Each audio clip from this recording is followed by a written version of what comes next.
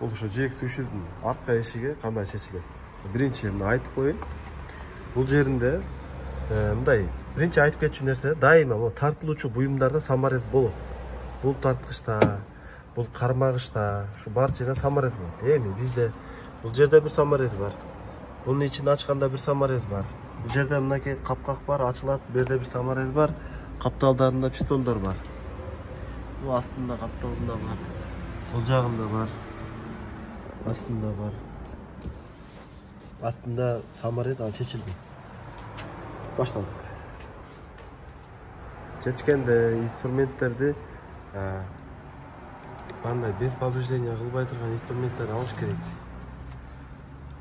Повреждения кылбай турганчы, себеби бул обшивка бир сынгандан кийин ошо менен кайра калыбына келбейт. Бир эле бардыгы эле машина окшош. Ошондуктан ошону карап туруп чечкенден соң дагы ошонун алдыдагыдай эле ошол жери көтөрүлөт, анан асты көтөрүлөт. Анан ручканы көтөрүп туруп бери бирден чыгарып алат. Ошондой. Мына ручканы мына көрсөңүз, мына ручкада бул жеринде мындай крепеж бар мынакей. Бул бир жагы кирет дагы, нар жака илинип туруп, анан кийин могу клипстер кадайт да, тырстеп. Ошо чыгарганда да ошондой. Бул жага чыкканда мына илгичти чыгарып алыш керек. Анан кийин могул жер чечкенде болсо, могул жер чечкенде мындай пластиковый обшивка чечкичтерди могул жерге салабыз, бир аз зазор кылабыз. Зазор кылып туруп, алдында тинекеден басмай бар. Ушул жерде мынакей. Астында мындай басмай. Бул деген сарапына кылбайт, атайын пластмассадан, атайын ушу панель чечкен жаралган. Бир жагын чечкенден кийин экинчи жагы кээде көтөргөндө чыгып кетет, кээде болсо мындай бир колдо иштешине удобный болот.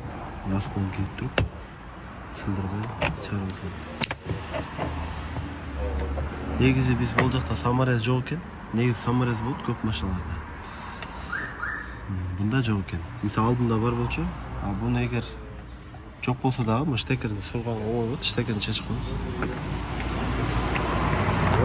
Бул жагында крышканы чечип туруп, крышкадагы өтө дефицит түшүп калса, таба албайсыз. Жок эле ичинде. Ичинде. Эмне үчүн саморез болот десек, ручка дайым тартылганда обшивканы сындырып коюш мүмкүн. Ошон үчүн атайын ручкага, бул ручкага сөзсүз саморез коюлат. Саморезди ошентип эле таап алсаңыздар болот. Анан боковойунда обшивканын заплотус пистондор бар. Lexus Toyota бар, өтө катуу иштелген. Ошолорду чечесиздер. Пистонду бая айтып кеткендей эле ичин басасыз. Пистон кой берет, анан кийин акырындап чыгарабыз. Бул пистондор сатылбайт. Сатылса дагы өтө дефицит. Ошон үчүн өтө абайлап чыгыш керек пистон.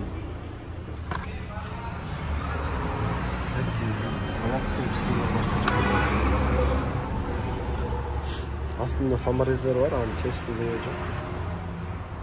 Эми муну деле алдыңкы обшивкага окшоп эле чечилгенде баягыдай эле чечилет.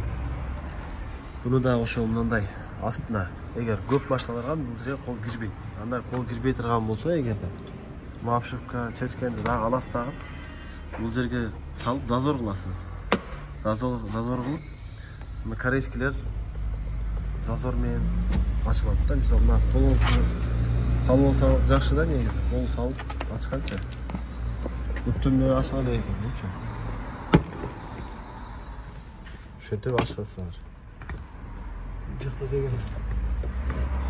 Саморез бар экен мунун ичинде. Алдында саморез бар экен.